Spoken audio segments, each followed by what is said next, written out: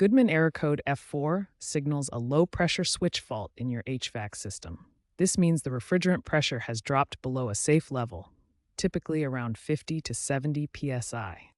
The low-pressure switch is a safety mechanism designed to protect the compressor from damage. Here's what the low-pressure switch looks like: a sensor that monitors refrigerant pressure.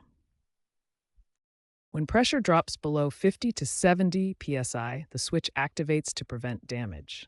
Low pressure can lead to liquid slugging or overheating, causing compressor burnout that costs $500 to $2,000 to repair. This error indicates a problem in your refrigerant cycle that needs immediate attention to prevent further damage, maintain efficiency, and ensure proper cooling. The EPA is increasing scrutiny on leak detection due to environmental regulations.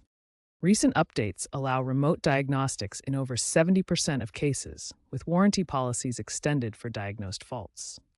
Begin troubleshooting by checking for simple causes like dirty air filters.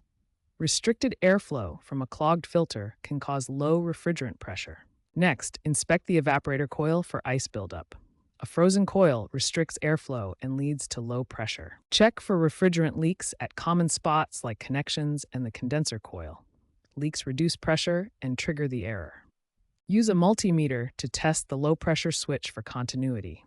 An open circuit indicates a faulty switch that needs replacement. Refrigerant handling requires specialized tools and certifications. Call a professional HVAC technician to diagnose leaks. Evacuate the system, recharge with refrigerant, and replace the switch if needed. Improper DIY repairs can worsen the problem. After repair, check system efficiency to ensure optimal operation.